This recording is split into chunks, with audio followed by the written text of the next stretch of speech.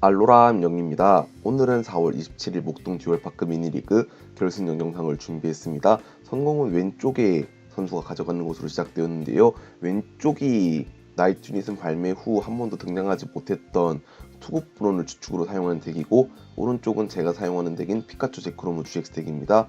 양측 첫 7장에서 기본 포켓몬을 배틀필드에 세팅하고 프라이즈까지 모두 놓은 뒤에 게임이 시작되었습니다. 스타트는 치코리타와 피카츄 제크로무 GX가 스타트를 했는데요. 먼저 블루의 탐색을 사용했습니다. 블루의 탐색은 자신의 필드에 특성이 있는 포켓가 있을 시에는 사용할 수 없는 카드로, 사용하게 되면 자신의 덱에 있는 트랜스 카드를 2장까지 패에 추가할 수 있는 효과를 가지고 있습니다.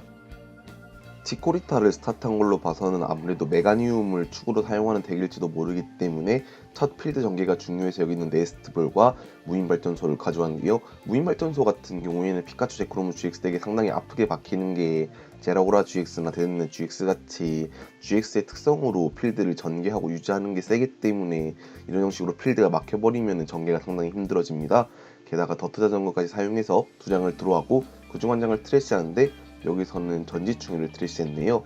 패에 추가한 카드는 수수께끼 화석이었습니다. 차례를 마치고 오른쪽에 피카츄 제크로무 GX의 차례로 돌아와서 전기에너지 1장을 피카츄 제크로무 GX한테 붙이고, 이어서 전자레이더를 사용했습니다. 패 2장을 코스트로 지불함으로써 자신의 덱에 있는 전기 타입의 GX, EX 포켓몬을 2장까지 패에 추가할 수 있는데요. 무인발전소가 깔린 만큼 여기서는 아무래도 카프남이나 GX 특성을 발휘할 수 없기 때문에 안타깝게도 카프남이나 GX를 코스트로 사용한 것이 예상됩니다.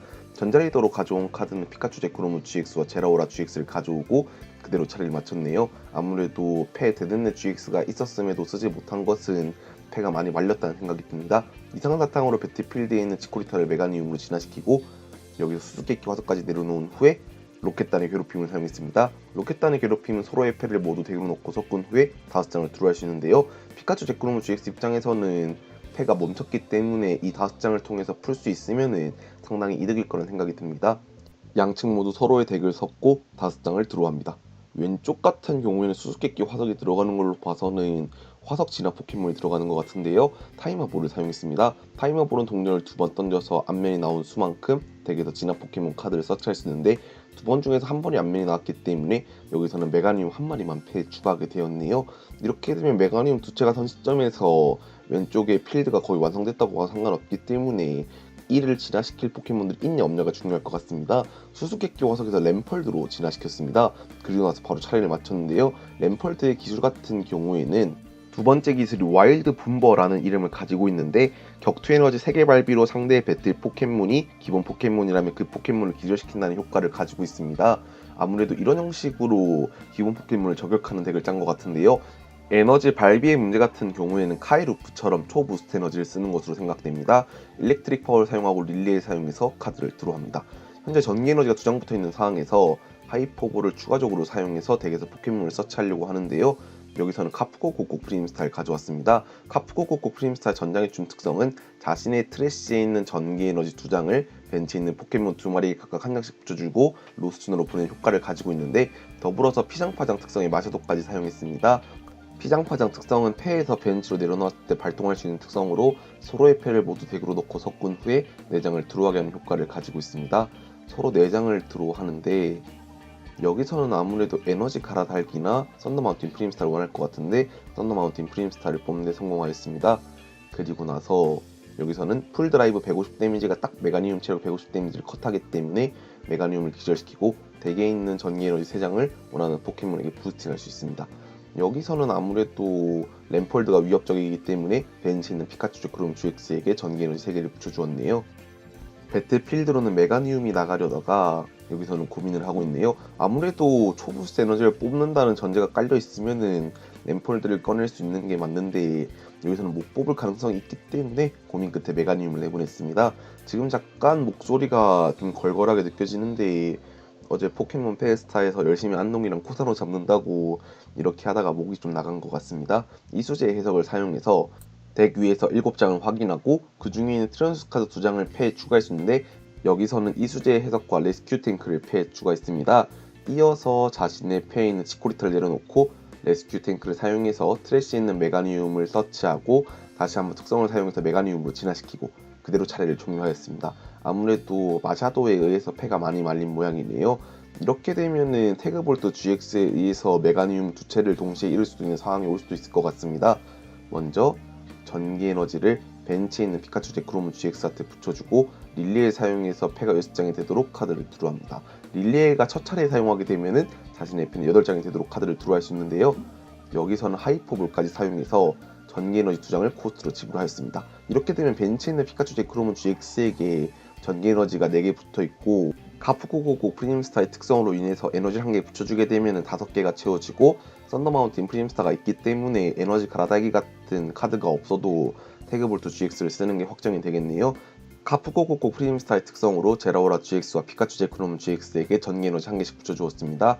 그리고 제라오라 GX의 특성 신뢰전으로 전기 에너지가 붙어있는 포켓몬의 후퇴 발비가 없어지기 때문에 피카츄 제크로문 GX를 후퇴시키고 배틀필드로 에너지가 5개가 달린 피카츄 제크로문 GX가 나가서 태그볼트를 사용해서 메가니움 2마리를 기절시켰네요. 이렇게 되면은 램펄드밖에 남지 않은 상황에서 필드를 얼마나 빨리 복구하냐가 왼쪽의 관건일 것 같습니다. 다시 한번 이수제를 사용해서 구즈마와 일렉트릭 파워를 가져왔네요. 이렇게 되면은 후속 어태커를 못 내놓는다면은 단순하게 게임이 끝날 수도 있는 상황에서 여기서는 먼저 하이퍼볼을 사용하였습니다. 코스트로 지불할 카드는 블루의 탐색과 아니네요. 다시 고민하고 있네요. 구즈마와 일렉트릭 파워를 코스트로 사용하였습니다. 가져오려고 하는 카드는 여기서는 물장이를 가져왔네요. 아무래도 대장이를 진화시켜서 드로우를 확실하게 보려고 하는 것 같은데 우선은 태그볼트 GX를 썼기 때문에 벤치킬로 게임이 끝나는 경우는 없을 것 같습니다. 우선은 실내존으로 후퇴를 시키고 배틀필드로는 여기서는 제라오라 GX가 나갔습니다. 램펄드의 체력이 150이지만 상대 덱이 어떤 덱인지 모르는 상황에서 신중을 가하는 게 좋기 때문에 제라오라 GX를 내보내서 램펄드를 기절시켰습니다. 배틀필드로는 물장이가 나가고 드로우를 한 다음에 타이머볼을 사용했네요. 동전을 2번 던져서 앞면이 나온 수만큼 패 진화 포켓몬을 서치할 수 있는데 여기서 앞면이 1개 나왔기 때문에 서치하려고 하는 카드는 아무래도 대장이가 아닐까 싶네요. 대장이를 가져오려다가 다시 한번 덱을 확인하면서 결국에 대장이를 가져왔습니다. 이어서 블루의 탐색까지 쓰면서 자신의 덱에 있는 트레어스 카드 2장을 서치하려고 하는데요. 여기서는 아무래도 다시 한번 치코리타를 복구하기 위해서 레스큐 탱크를 가져와서 치코리타를 덱으로 되돌린 후에 네스트볼을 써서 가져오지 않을까 싶습니다. 여기서는 레스큐 탱크와 네스트볼을 가져오고 그 다음에 덱을 확인하면서 네스트볼로는 일단은 물장이를 깔았네요. 그리고 나서 레스큐 탱크를 사용해서 가져오려고 하는 카드는 메가니움과 여기서는 치코리타를 아무래도 2장 되돌리지 않을까 싶습니다. 치코리타 2장과 메가니움 1장을 덱으로 되돌리는 걸 결정하고 덱으로 되돌렸습니다.